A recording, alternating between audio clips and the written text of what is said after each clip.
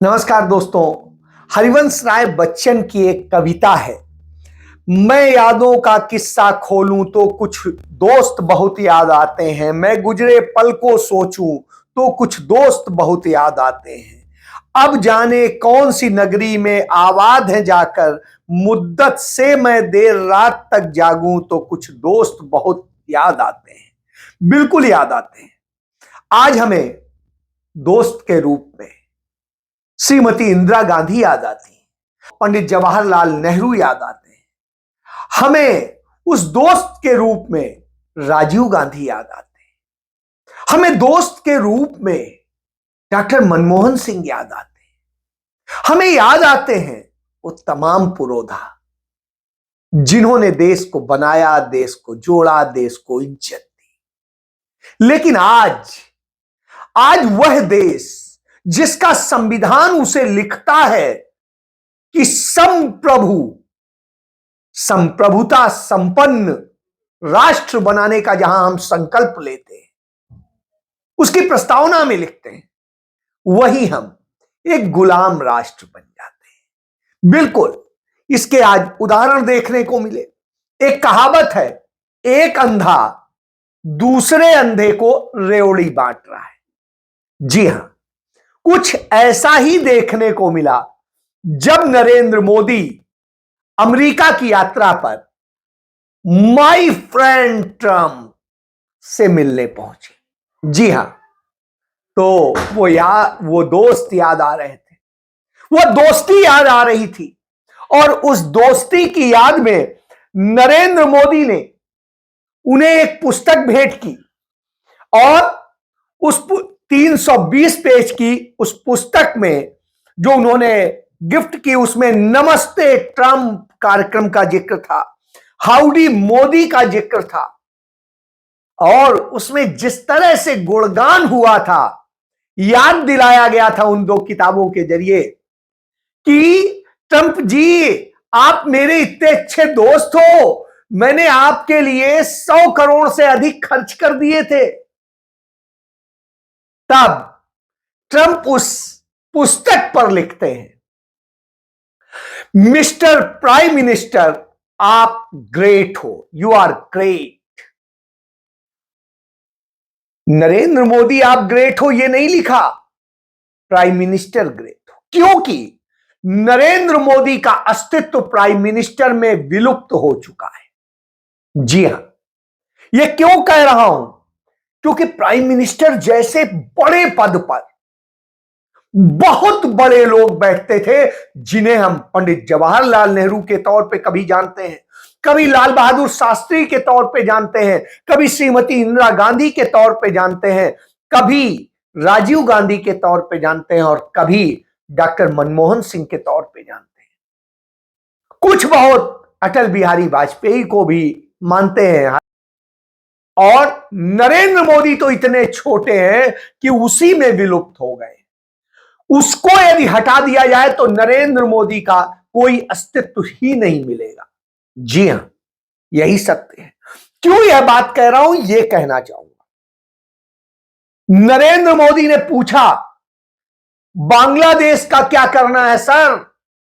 तो इस सवाल पर डोनाल्ड ट्रंप ने भारत को फ्री हैंड दे दिया।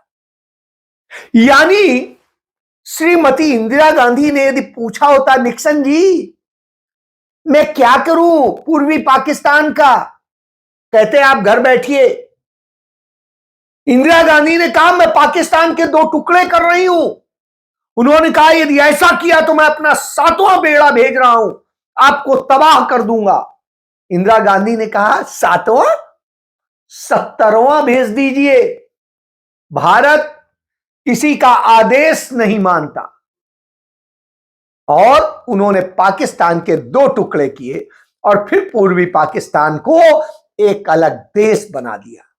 उस समय भी भारत ने जो बहाना लिया था, यही लिया था कि वहां अल्पसंख्यक, चूंकि हिंदू अल्पसंख्यक, वहां पर अल्पसंख्यकों पर हमला हो रहा है। नरेंद्र मोदी ने क्या किया? बांग्लादेश का बा मुंह से नहीं निकला और अब ट्रंप से पूछ रहे हैं सर बांग्लादेश का क्या करूं? जी हां, इसलिए वो दिन बहुत याद आते हैं, वो यार बहुत याद आते हैं। वो थे इंदिरा गांधी, वो थे नेहरू, वो थे। कि नेहरू ने यही सोचा होता तो गोवा भारत का नहीं होता। नेहरू ने यही सोचा होता तो कई ऐसे हिस्से हैं जो बाद में भारत में आए नहीं होते। जम्मू कश्मीर भारत में नहीं होता। वो इसलिए है क्योंकि नेहरू ने किसी अमेरिका, किसी ब्रिटेन, किसी से आदेश नहीं लिया, खुद किया। अब आइए, जब बांग्लादेश की बात होती है, भारत में नरेंद्र मोदी नहीं बोल पाते, कांग्रेस पार्टी बोलती है, प्रियंका गांधी उस पर संसद में बोलती है, संसद में प्रदर्शन करती है, कांग्रेस पार्टी प्रदर्शन करती है, राहुल गांधी प्रदर्शन करते हैं। संक्षिप्त में बोल देती हूँ। पहला मुद्दा यह है कि बांग्लादेश में जो अल्पसंख्यकों के साथ, जो हिंदुओं और ईसाइयों के साथ अत्याचार हो रहा है, उसके खिलाफ इस सरकार को आवाज उठानी चाहिए। बांग्लादेश की सरकार के साथ बातचीत करनी चाहिए और पूरा समर्थन देना चाहिए जिनको माननीय सदस्य श्री वरितो फ्रांसिस जी हेडक्वार्टर्स में से आज सेना के हेडक्वार्टर्स में से वो तस्वीर उतारी गई है जिसमें पाकिस्तान की सेना आत्मसमर्पण कर रही है हिंदुस्तान भारत की सेना के सामने। और वहां अमेरिका में तुलसी गबार्ड, वो जो वहां की सांसद थी, उन्होंने कई मौकों पर पाकिस्तान और बांग्लादेश में हिंदुओं पर होते अत्याचार के मामले में आवाज उठाई थी। और वहां पर उन्होंने अमेरिकी कांग्रेस में बांग्लादेश में हिंदुओं पर होते, अल्पसंख्यकों पर होते हमले की बात की थी और उनकी सुरक्षा का प्रस्ताव पेश किया था। लेकिन नरेंद्र मोदी सरकार ने अपनी भारत की संसद में उसके खिलाफ एक प्रस्ताव तो छोड़िए, एक बयान देने की हिम्मत नहीं जुटाई। नरेंद्र मोदी के मुंह से बांग्लादेश का बा नहीं निकला। क्यों? क्योंकि उनके मालिक अडानी के ठेके पट्टे हैं, अंबानी के ठेके पट्टे हैं। उनका क्या होगा साहब, उसकी चिंता थी। नरेंद्र मोदी गिड़गिड़ाते हैं जैसे जो है आपके दो चार चिंटू होंगे, उनमें से कोई एक गिड़गिड़ाए, सर मेरा क्या होगा सर यदि आप ऐसे करेंगे सर। तो वैसे ही नरेंद्र मोदी ने कहा कि भारत के खिलाफ सख्त होंगे सर, तो फिर हम चीन से कैसे लड़ेंगे सर, अमेरिका कैसे लड़ेगा सर। तो जब नरेंद्र मोदी ये कहते हैं तो भारत चीन संबंधों को लेकर जब ये टिप्पणी आती तो ट्रंप सीमा पर चल रहे तमाम झगड़ों के मामले में कहते हैं मैं इसे गंभीरता से ले रहा हूं और जरूरत पड़ी तो मैं इसमें मध्यस्थता भी करूंगा, यानी मैं बॉस बन के बैठूंगा, तुम दोनों की चर्चा कराऊंगा। हाँ भाई देखो कैसे होगा, कैसे सेटल होगा। तो वो स्थिति होती है कि जब आप दबाव की स्थिति में होते हैं। मुझे अपने गांव का याद आता है, मेरे बाबा बैठते थे, तमाम गांव के जो दूसरे लोग थे, किसी का विवाद होता था, आते थे, कहे पंडित जी ये हो गया ये हो गया, तो कहा अच्छा क्या हुआ क्या हुआ, कहा अच्छा देखो अभी ऐसे ऐसे ऐसे करके सेटल कर लो, नहीं फिर हमें बोलना पड़ा तो ठीक नहीं होगा। तो बेचारे डर के मारे कोई इधर उधर 19-20 करके सेटल कर लेते थे। कमोबेश वही स्थिति दिखा रही है। अमेरिका ये कह रहा है, चीन ने अभी हां कहा है क्या? नहीं। लेकिन नरेंद्र मोदी चीन के आगे सरेंडर करे हैं। क्यों? अडानी को साहब लाभ देना। आप देखिए, जो नरेंद्र मोदी सरकार ने एक प्रस्ताव जो पास कर दिया और जो दे दिया, ठेका पट्टा काम होने लगा, पाकिस्तान की सीमा की जो 60 किलोमीटर का दायरा है, उसमें 10 किलोमीटर के दायरे में कोई निर्माण कार्य, कोई जो है वैसा औद्योगिक और कमर्शियल काम नहीं हो सकता। बावजूद नरेंद्र मोदी ने अडानी के लिए वो दे दिया और नतीजतन भारत की सीमाएं असुरक्षित कर दी, चाहे आईटीबीपी की सीमा में हो, चाहे बीएसएफ की सीमा में हो, चाहे सीमा सुरक्षा बल की सीमा में हो या कहीं हो। सेना ने आपत्ति की थी, लेकिन साहब सब धरी की धरी रह गई, क्योंकि गुलामी का दौर चल रहा है, जिससे जो कहा जाता है वो करता है। नरेंद्र मोदी ने अपने दोस्त को फायदा पहुंचाने के लिए देश की सुरक्षा से खिलवाड़ किया है। एक मीडिया रिपोर्ट बताती है कि गुजरात के कच्छ में बन रहे अडानी के एनर्जी पार्क के लिए नरेंद्र मोदी ने सीमा सुरक्षा के नियमों को ही बदल कर रख दिया, जबकि सेना अधिकारियों ने चेताया था कि ये फैसला देश की सुरक्षा के लिए खतरा हो सकता है, लेकिन दोस्त को फायदा पहुंचाने की सनक में नरेंद्र मोदी ने किसी की भी नहीं सुनी। देख रहा है कि प्रधानमंत्री के लिए देश से बड़ा उनका दोस्त हो गया है। शर्मनाक। तो यह स्थिति है। अब आपको एक उदाहरण दे रहा हूं। एक महिला पत्रकार ने सवाल किया डोनाल्ड ट्रंप से, जिस तरीके से अमेरिका में की धरती पर भारत विरोधी गतिविधियां चल रही हैं, इन पर आप क्या कहेंगे? एक तरफ तो आप कह रहे हैं कि हां ये मैत्री संबंध और सबकी बात, तो क्या कहेंगे? डोनाल्ड ट्रंप ने उसकी बड़ाई की और कहा बहुत ही सुंदर आवाज है आपकी, बहुत अच्छा एक्सेंट है। और उसके बाद में उन्होंने कहा कि मुझे आपका लेकिन सवाल समझ में नहीं आया। अब आप समझिए, जवाब नहीं देना है तो सवाल समझ में नहीं आया। क्यों? भारत विरोधी गतिविधियां चल रही हैं अमेरिका की धरती पर, उस पर ट्रंप जवाब नहीं देंगे, लेकिन नरेंद्र मोदी तो दूसरी तरफ नरेंद्र मोदी से कहा जाता है, नरेंद्र मोदी भी उसी तरीके से हालत होती, चुप्पी साध लेते हैं। उनसे सवाल किया जाता है कि अडानी का जो धंधा चल रहा है, क्या आप उसे बचाने के लिए उसके लिए काम कर रहे हैं?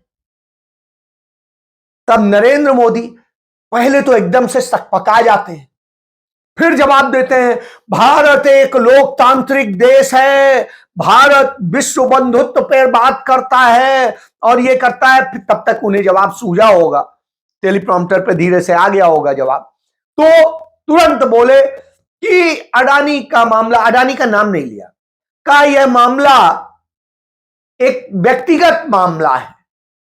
Can I ask whether you discussed at all today the case of Gautam Adani, who's one of the wealthiest men in Asia and perceived as an ally of Prime Minister Modi? Prime Minister Modi, have you asked the president to take action on that case? Thank you. पहली बात है, भारत एक लोकतांत्रिक देश है और हमारे संस्कार, हमारी संस्कृति वसुधैव कुटुंबकम की है। हम पूरे विश्व को अपना एक परिवार मानते हैं, हर भारतीय को मैं अपना मानता हूं। दूसरी बात है, ऐसे व्यक्तिगत मामलों के लिए दो देश के मुखिया न मिलते हैं, न बैठते हैं, न बात करते हैं।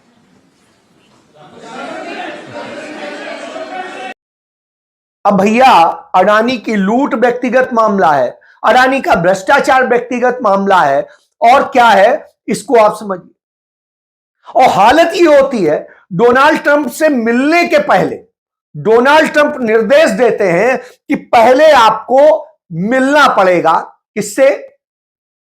एलन मस्क से, जो उनके सलाहकार। क्यों? क्योंकि एक सिस्टम चल चुका है, अब सिस्टमैटिक भ्रष्टाचार होता है उसमें।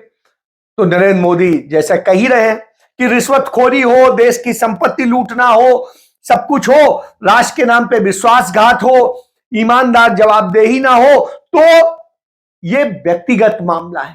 तो व्यक्तिगत मामला ट्रंप का भी है। तो ट्रंप ने कहा कि भाई पहले एलन मस्क से मिलिए। अब नरेंद्र मोदी एलन मस्क से मिलते हैं, उनके धंधे की बात करते हैं। एलन मस्क कैसे मिलते हैं? नरेंद्र मोदी तो अपने ऑफिशियल्स को लाइन में बैठा के मिलते हैं। एलन मस्क अपने बच्चों, अपनी बीवी, और उसकी पता नहीं कितनी बीवियां हैं, कितने बच्चे हैं, अब ये नहीं मैं एग्जैक्ट बता पाऊंगा क्योंकि उसने बहुत सारी करी हुई है। तो कोई बैठे हुए थे, उनके साथ बैठ के सोचिए, इतनी गंभीर डिस्कशन हो रहा था।